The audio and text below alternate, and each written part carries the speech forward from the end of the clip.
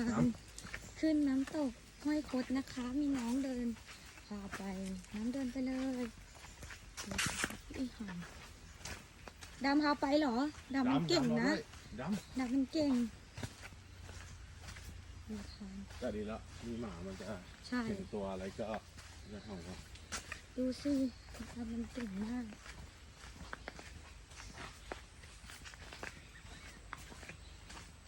เย็นสบายดีป่ะ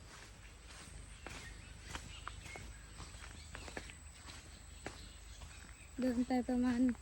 กิโลกว่าก็จะเจอเลยน้ำตก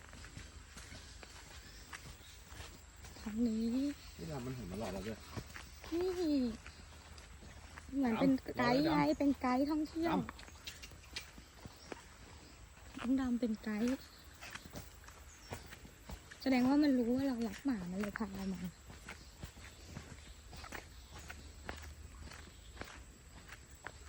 แต่มันอ้วนนะดำมันพาลงไปไหนกันล่ะดำไปเร็ว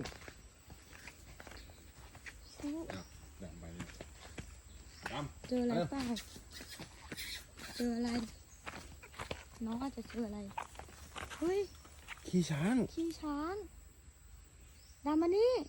ไม่ใช่มีช้างเหรอดำจะเอาตัวไปดูนนท์จะไปจับมันนะนนท์จะไปจับมันนะดำมาเร็วดำมาเร็วใช่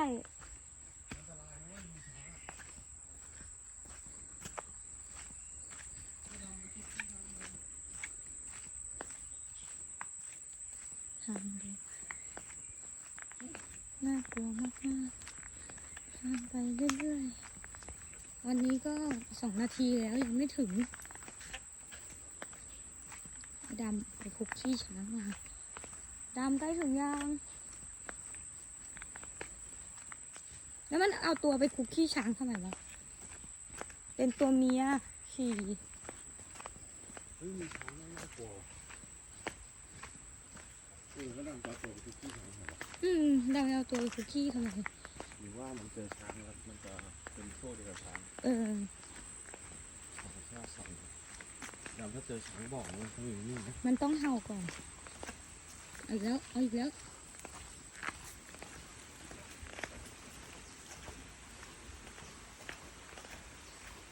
แต่เขาก็กล้ามากันเนาะ2 คนตายายเป็น40 กว่าเนี่ยทำเป็นรอนไอ้ดำมันแบบนี้หมดหรอลายอะไรเนี่ย3 นาทีแล้วยังไม่ถึงเลยมันมีพงช้างอยู่นะเฮ้ยน่ากลัวด้วยมีช้างอ่ะยังไงเจอน้ำตกน้อยๆข้างทาง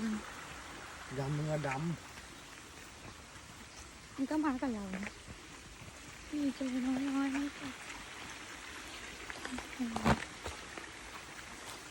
นี่คือทางดำขึ้นเจอตัวอะไรอีกแล้วดำมาเร็วดำเขาข้างเขานี่นะคะเจอน้ำตกกลางทางที่จริงเราก็ทำวอล์กไปลง YouTube ได้อุ้ยมันฝนจะตกเลยน้ำร่วงใส่หน้ามันก็ฉลาดนะมันต้องพาคนมาหลายเนี่ยฝนตกนู้นดูน้ำตกดำมาเร็วนี่เจอผีเสื้อแล้วผีเสื้อเขาบอกว่าผีเสื้อบนนี้จะเยอะมากเจอผีเสื้ออุ้ยผีเสื้อเต็มเลย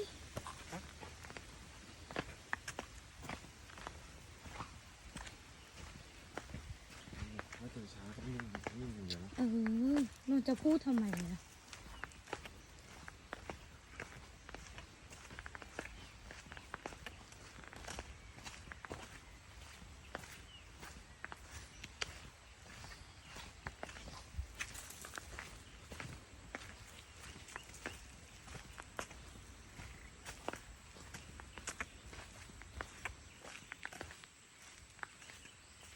ฝนตกแล้วตอนนี้จะ5 นาทีแล้วยังไม่ถึงสักที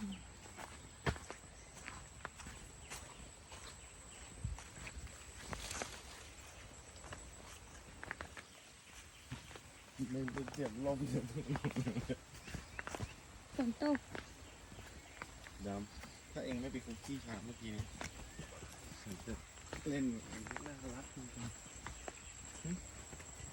นี่เหมือนหมาลาบราดอร์เลยอะ ตามไปเร็วไป ดำเลยก็ขึ้นนะเขาก็ไม่มี เห็นน้ำไม่คิด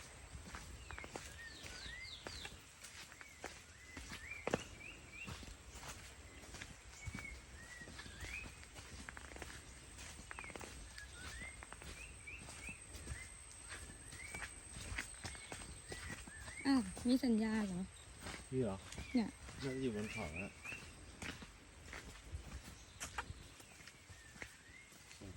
6 นาทีแล้ เอ้าว มาม่าไม่เสียเงินค่ะ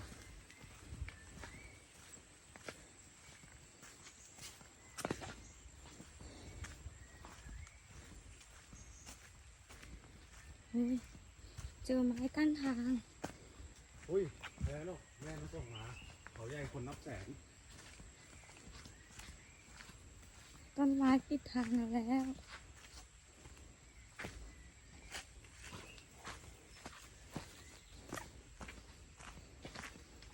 ดามเราด้วย ดำเขาก็ดิ ทางสอนทรหดเราก็ยังเดินต่อไปโอ้ยผีเสื้อมันเป็นราคาเล็กๆดำหนีไปแล้ว แต่ถึงจะว่าทำไปเรื่อยๆเลย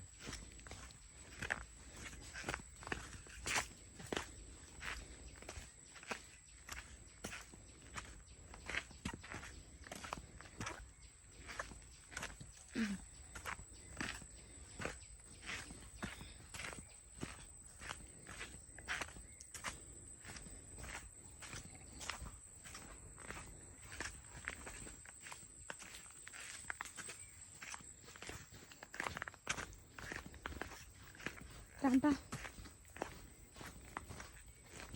ยิงมา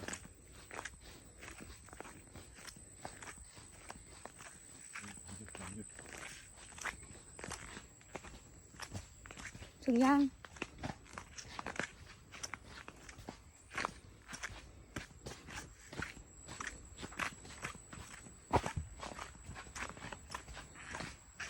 ใช้เวลาเดินได้ยินเสียงน้ำแล้วน่าจะใกล้ถึงแล้วตอนนี้ก็8 นาทีแล้ว น่าจะประมาณ10 นาทีนะไปกลับก็20 นาทีวิเจอเห็ดด้วยเห็ดสีแดงนี่ด้วยได้ยินเสียงน้ำแล้วเฮ้ยเสียงน้ำแล้วค่ะ ดำพากลับเลยนะดำปะไม่ต้องซื้อไก่ย่างให้กินแล้วมั้งเนี่ย เฮ้ยผีเสื้อผีเสื้อ เพื่อนใส่วิเทอร์บินไปแล้วเราไม่เจอวิเทอร์หรอก ไปตามไป แต่ไอ้หมดอ่ะ นี่เสียงน้ำแล้วสงสัยใกล้ถึงแล้วดำลงไปกินน้ำเหรอเขาจ้องทางดำลงไปกินน้ำอ๋อไม่ใช่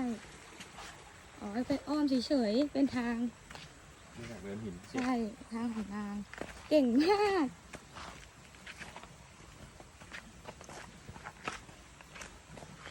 ให้เราได้ถ่ายกี่ช้างแล้วปะ ใช่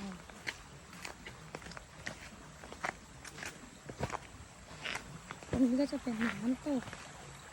ตลอดทางเล็กๆตอนนี้ก็9 นาทีครึ่งแล้วยังไม่ถึงเลยดำปะน้องดำก็จะนำเราตลอด ถ้าใครมาที่นี่ก็ซื้อไก่ให้น้องก่อนน้องจะได้นำมานะคะแต่อันนี้น้องอยู่ดีพอจะขึ้นน้องวิ่งมาเฉยเลย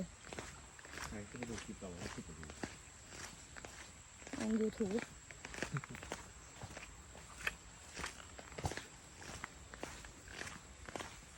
ต้องสปีดอ่ะ ตอนนี้นะคะ ก็ใกล้ถึงแล้วมั้ง10 นาทีแล้ว ดำไปไหนแล้วดำ ก็เป็นเวลา ด 11:39นะคะ แต่ว่า ำดำ ไม่มีแดดเลย ไม่ร้อน เย็นสบาย มาแล้ว เดินได้ชิว น้ำดำวิ่งมาแล้ววิ่งทางซ้ายน้ำดำวิ่งมาแล้วลิงเด็กมาก ๆสีเสื้อมาแล้วโอ้โหลิ้นห้อยแล้วเหนื่อยแล้ว ลิ้นห้อยไปแล้วเข้าไปอีกแล้วเจออะไร ทางดีๆไม่เดิน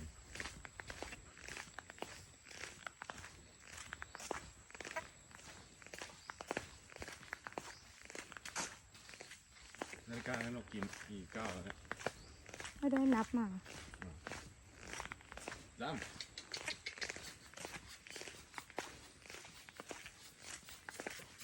ทำไมยิ่งเดินยิ่งลึกกระด ดำ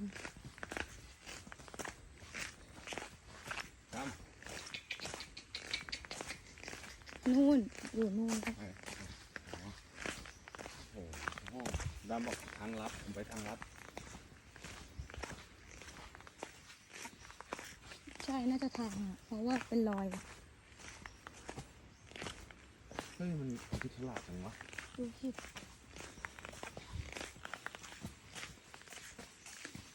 จะถึงยังดำยังดำ ถ้ามาตอนเย็นนี่น่ากลัวเลยนะ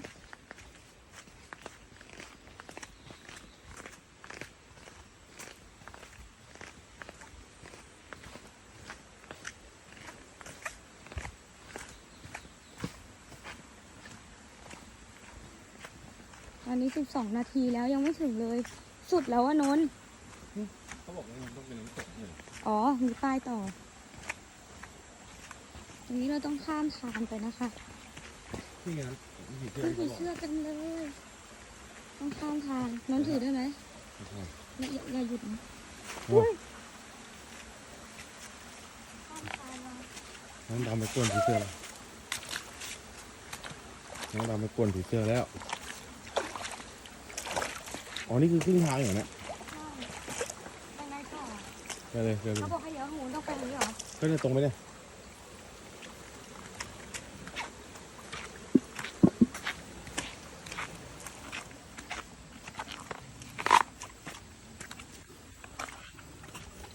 ตามไปไหนแล้วอ่ะ เล่นน้ำแล้วอยู่ในน้ ไหนอะ ำเนี่ย เฮ้ยตามเล่นน้ำเหรอเอาตามเล่นน้ำเลยตามมาแล้วเร็วโอ้โหตอนนี้นะคะเราก็ครึ่งทางแล้วกี่นาทีแล้ว13ยัง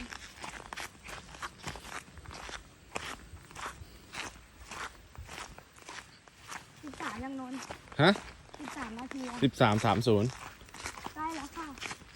ไปกลับก็ครึ่งชั่วโมงเลยแหละนี่ถึงเชื่อ เราโชคดีที่เราเจอ2 คนนั้นนะงั้นเราก็ไม่รู้ เพราะเราไม่ได้ถามเจ้าที่อ่ะ เหมือนเขาอยากให้เราขึ้นมาอยู่ดีดำมันก็วิ่งมาหาเราเองนะ อืม มันตั้งคนสั่งดีเจอะไรสั่งดูลงยูทูบเวลาโอ้ย โอ้โห เหนื่อยจะตายให้ตายเถอะ ไปทางไหนดำ เฮ้ย ดำไปมั่วเนี่ย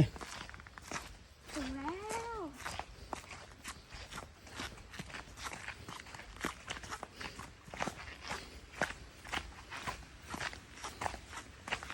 อีก200-300 เมตร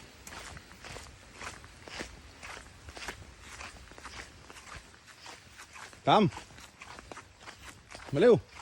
ดำมา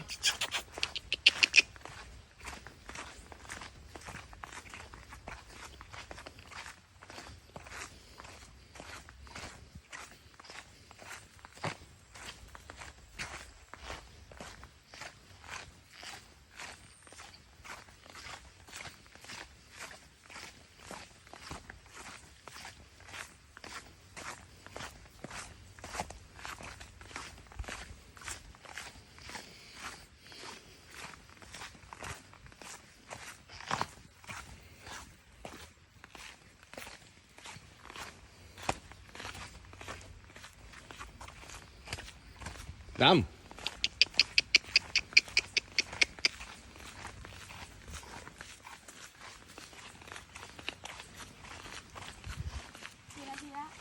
15 นาที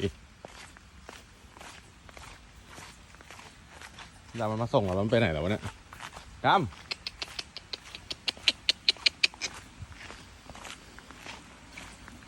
ยังไม่ถึงเลย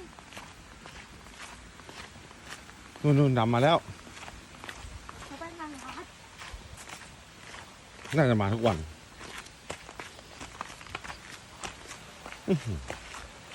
หมาเลยฉลาดจังวะ ไม่ได้ไม่ให้ขาโดนน้ำนะ มันน่าจะขึ้นมาทุกวันจริงๆว่ะ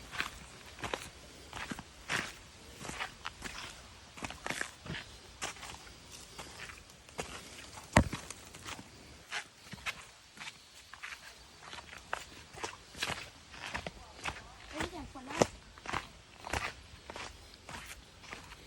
วันนี้ทำกิจกรรมครบแล้วอะยังไม่ถึงครึ่งวันเลย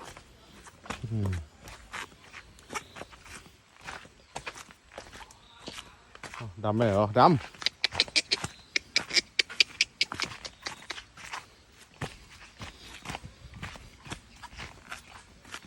แต่ดำมันอาบน้ำด้วยนะ ตอนแรกมันยืนก่อน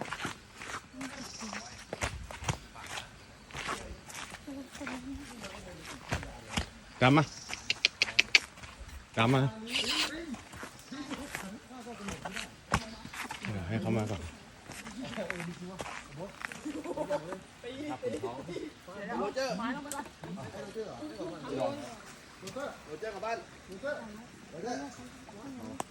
จะไปถ่ายเขาดิ เนี่ยใครคนท้องเนี่ยไปก่อนลูกเกิดมาแข็งแรงใช่ไหมพ่อยพ่อยใช่ไหม ลูกแข็งแรงกับแม่คนนี้ พีเตอร์รับน้องไม้ได้ มานายยู ไปนะมาด้วยก่อนดิ พีเตอร์ไม่รับผมเลยวะ โอ้โหตัวยังควาย อุ้ยมาก่อนเลย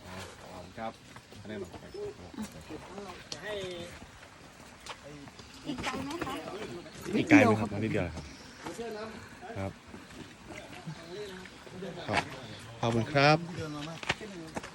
ผมยิงเชื่อผม ไหนมึงบอกว่าจะไม่บอกใครไง ก็บอกให้คุ้มไว้ก่อน ขอบคุณครับ คุ้มครับพี่คุ้ม จะเอาเรื่องเลย ดำไม่ไหนเลย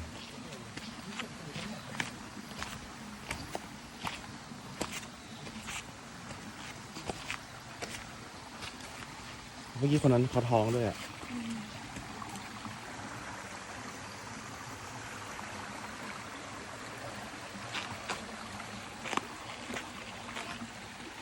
มันถ่ายข้างหน้าสิ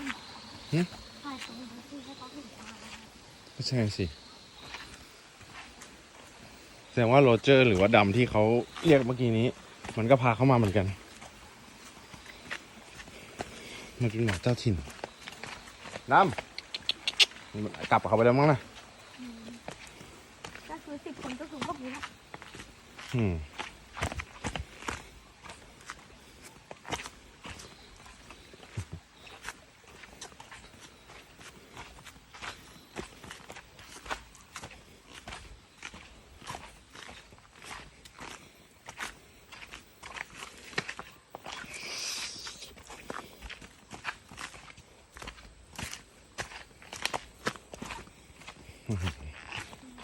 โลนึงมันนิดเดียวไม่ใช่เหรอพี่นะไม่ใช่โลนค่ะ อันนี้โลของในป่ามันขึ้นเขาไปเรื่อย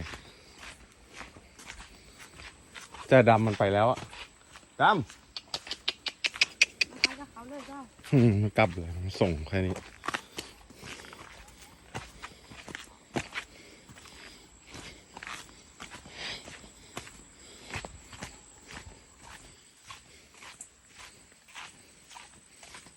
มันได้ยินเสียงเขามันก็ไปกับเขาเลย เดี๋ยวเล่นน้ำซะหน่อยดีกว่า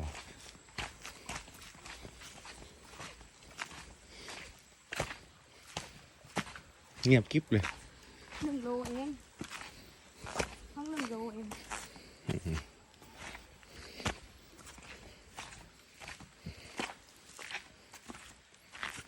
แต่ดำมันไปแล้ว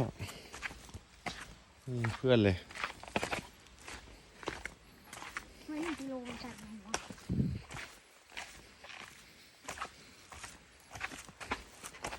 ได้ยินเสียงน้ำแล้ว